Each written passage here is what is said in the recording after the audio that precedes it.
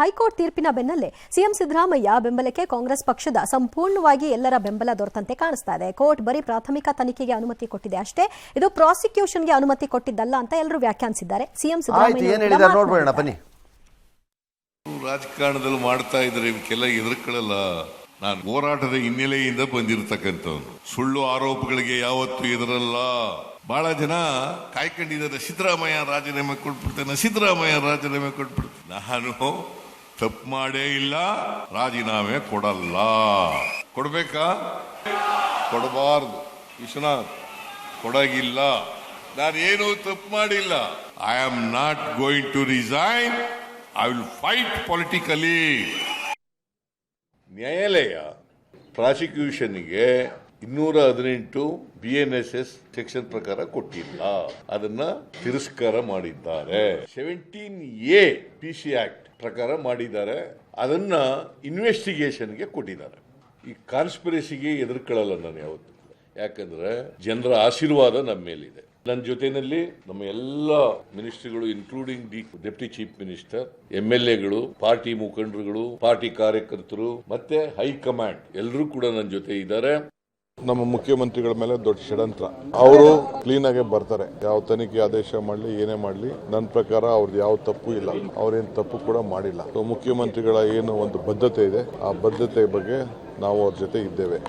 ಅವರಿಗೆ ಪ್ರಾಸಿಕ್ಯೂಷನ್ಗೆ ಪರ್ಮಿಷನ್ ಕೊಟ್ಟಿಲ್ಲ. 17A ಮಾತ್ರ ಪ್ರಿಲಿಮಿನರಿ ಎನ್ಕ್ವೈರಿಗೆ ಪರ್ಮಿಷನ್ ಕೊಟ್ಟಿದ್ದಾರೆ. 218 BNSS ನಿಂದ ಏನ್ ಕೇಳಿದ್ರು ಸೆಕ್ಷನ್ ಮೇಲೆ ಅದನ್ನ ನಿರಾಕರಿಸಿದ್ದಾರೆ. 17A ಅಂದ್ರೂ ಕೂಡ ಮುಖ್ಯಮಂತ್ರಿಗಳ ಪಾತ್ರ ಏನಿದೆ ಅಲ್ಲಿ, ಅವ್ರೇನು ತಪ್ಪು ಮಾಡೇ ಇಲ್ಲ, ಪ್ರಶ್ನೆ ಇಲ್ಲ. ಈ ಸಂದರ್ಭದಲ್ಲಿ ಯಾವುದೇ CM ಪೈಪೋಟಿ ಇಲ್ಲ. ಸಿದ್ದರಾಮಯ್ಯ ಸಾಹೇಬರಿಗೆ ನೈತಿಕವಾಗಿ ನಾವು ಬೆಂಬಲಕ್ಕೆ ನಿಲ್ಲಬೇಕು. ನಾವೆಲ್ಲ 136 ಜನ ಶಾಸಕರು ಸಹ ಅವ್ರ ಬೆಂಬಲಕ್ಕಿದ್ದೀವಿ. DK ಶಿವಕುಮಾರ್ CM ಆಗೋ ಸಂದರ್ಭ ಬರ್ತದೆ, ಅವಕಾಶ ಇದೆ, ಆಗ್ತೀವಿ. ಆಗ ಸಂದರ್ಭ ಬಂದಾಗ ಇದು ಯಾವುದೋ ಒಬ್ಬರಿಗೆ ನೋವು ಕೊಟ್ಟಾಗಂತ ಸಂದರ್ಭ ನಮಗೆ ಅವಶ್ಯಕತೆ ಇಲ್ಲ. ಪಾಯಿಂಟ್ ನಂಬರ್ 1, ಅವ್ರು ರಾಜೀನಾಮೆ ಕೊಡೋದು ಬಿಡೋದಲ್ಲ, ಅವ್ರವರ ರಾಜಕೀಯ ನಿರ್ಧಾರ ಮಾಡಲಿ. ಈ 218 ಇದೆಯಲ್ಲ, ಅದನ್ನು ಸರ್ಕಾರ ಹೈಕೋರ್ಟ್ ತಿರಸ್ಕರಿಸಿದೆ ಅಂತಿದ್ದೀರಲ್ಲ, ಅದು ತಿರಸ್ಕರಿಸಿರೋದು ಅನ್ನೋ ಅರ್ಥ ಹೇಳಬೇಡಿ. ಬಿಕಾಸ್ ಗವರ್ನರ್ ಪರವಾಗಿ ವಾದ ಕೇಳಿದ್ದಂತ ತುಷಾರ್ ಮೆಹ್ತಾ ಅವರು ವಕೀಲರು ಅವ್ರು ಹೇಳ್ತಾರೆ ಅದು ಬೇಡ ಅನ್ನೋದೇ ವಾದ ಮಾಡಿಬಿಟ್ಟಿದ್ದಾರೆ ಅವರು. ಅದನ್ನ ನ್ಯಾಯಾಲಯ ತನ್ನ ತೀರ್ಪಿನಲ್ಲಿ ಉಲ್ಲೇಖ ಮಾಡಿದೆ. ಅದು ದೋಷಪೂರಿತವಾದಂತಹ ಬೇಡಿಕೆ, ಅಂಡರ್ ದಟ್ ನಮಗೆ ಬೇಡವೇ ಬೇಡ, ಅದು ಇದರಲ್ಲೇ ಕೊಡಿ ಸಾಕು ಅಂತಾನೆ ಕೇಳಿದ್ದಾರೆ. ಹಾಗಾಗಿ ಅದು ತಿರಸ್ಕಾರ ಅಂತ ಹೇಳಲಿಕ್ಕೆ ಬರಲ್ಲ, ಬಟ್ ಅದಕ್ಕೆ ಮಾನ್ಯ ಮಾಡಿಲ್ಲ ಅಷ್ಟೇ, ಅಷ್ಟು ಮಾತ್ರ ನಿಜ. ಸರಿ, ಈಗ ಹಂಗಾರೆ ಅಪೋಸಿಷನ್ ಅವ್ರು ಏನು ಹೇಳಿದ್ರು ನೋಡಿ. ಸ್ವತಃ ಮುಖ್ಯಮಂತ್ರಿಗಳ ಕುಟುಂಬನೇ ಫಲಾನುಭವಿಗಳು. ರಾಜ್ಯಪಾಲರು ಕೊಟ್ಟಿರ್ತಕ್ಕಂಥ ಪ್ರಾಸಿಕ್ಯೂಷನ್ ಸರಿಯಾಗಿದೆ ಅಂತೇಳಿ ಅದನ್ನ ಎತ್ತಿಡಿದಿರ್ತಕ್ಕಂಥದ್ದು. ಕಾನೂನು ಎದುರು ಎಲ್ಲರೂ ಕೂಡ ಒಂದೇ ಅನ್ನುವ ಅಂಶವನ್ನು ಕೂಡ ರಾಜ್ಯ ಉಚ್ಚ ನ್ಯಾಯಾಲಯ ಹೇಳಿರ್ತಕ್ಕಂಥದ್ದು. ಗೌರವವಾಗಿ ತಮ್ಮ ಮುಖ್ಯಮಂತ್ರಿ ಸ್ಥಾನಕ್ಕೆ ರಾಜೀನಾಮೆ ನೀಡಬೇಕು, ರಾಜ್ಯಪಾಲರ ಮೇಲೆ ಆರೋಪ ಮಾಡತಕ್ಕಂಥದ್ದನ್ನ ಬದಿಗಿಟ್ಟು ರಾಜ್ಯ ಉಚ್ಚ ನ್ಯಾಯಾಲಯ ತೀರ್ಪನ್ನ ಕೊಟ್ಟಿದೆ, ಅದಕ್ಕೆ ಗೌರವಿಸಬೇಕು. ಎರಡನೇ ಜಯ ಇದು. ಫಸ್ಟ್ ವಾಲ್ಮೀಕಿ ಹಗರಣದಲ್ಲಿ ಒಬ್ಬ ಮಂತ್ರಿ ರಾಜೀನಾಮೆ ಆಯಿತು, ಇದರಲ್ಲಿ ಕೂಡ ಮುಖ್ಯಮಂತ್ರಿಗಳು ರಾಜೀನಾಮೆ ಕೊಡಬೇಕು. ನಾವು ಸಿದ್ದರಾಮಯ್ಯನವರ ರಾಜೀನಾಮೆಗೆ ಆಗ್ರಹವನ್ನ ಮಾಡ್ತಾ ಇದ್ದೀರಿ. ನನಗನ್ಸುತ್ತೆ ಗಣೇಶನ್ ಶಾಪನೂ ಇದರಲ್ಲಿ ಸೇರಿದೆ. ಗಣೇಶ ಮೆರವಣಿಗೆ ಮಾಡಬಾರ್ದು, ಮಸೀದಿ ಮುಂದೆ ಹೋಗಬಾರ್ದು, ಹಿಂದೂಗಳ ಶಾಪದಿಂದಾನೇ ಇವರಿಗೆ ಇಷ್ಟು ಪನಿಷ್ಮೆಂಟ್ ಆಗ್ತಾ ಇರೋದು.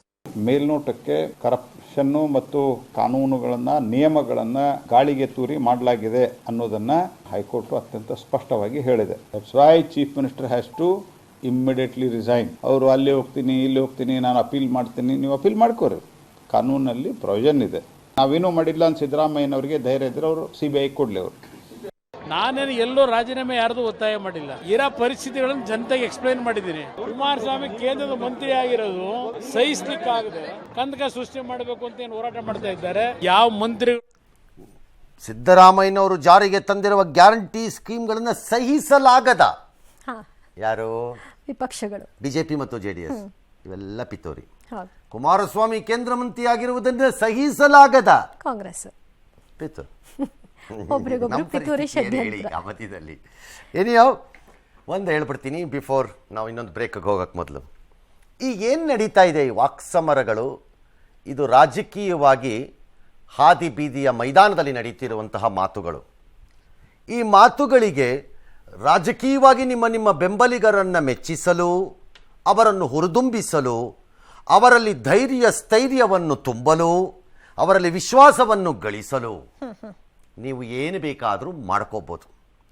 ನನ್ನ ದೃಷ್ಟಿಕೋನದಲ್ಲಿ ಇದು ಸುಪ್ರೀಂ ಕೋರ್ಟ್ಗೆ ಹೋಗಿ ತೀರ್ಪು ಬಂದ ಮೇಲೆ ಈ ನಡೆಯುತ್ತಿರುವ ಈ ಮಾತುಗಳಿಗೆ, ಎರಡೂ ಕಡೆ ಹೇಳ್ತಾ ಇದ್ದೀನಿ ಯಾವ ಥರ ಬರುತ್ತೋ ತೀರ್ಪು, ಈ ಎರಡೂ ಮಾತುಗಳಿಗೆ ಈ ರೀತಿಯ ಶಕ್ತಿಗಳು ಏನೂ ಇರಲ್ಲ, ಯಾವುದೇ ಮಾನ್ಯತೆ ಇರಲ್ಲ. ಅಷ್ಟು ಮಾತ್ರ ಹೇಳಬಲ್ಲೆ. ಹಾಗಾಗಿ ಹೇಗೆ ಹೈಕೋರ್ಟ್ಗೆ ಹೋದ ಮೇಲೆ we waited for the high court judgement, ಹಾಗೆ ಈಗ ಸುಪ್ರೀಂ ಕೋರ್ಟ್ಗೆ ಹೋಗಿದ್ರೆ ಅವರು ಸುಪ್ರೀಂ ಕೋರ್ಟ್ನ ತೀರ್ಪಿಗೆ ಕಾಯುವುದೇ ಸರಿಯಾದ ರಾಜಮಾರ್ಗ.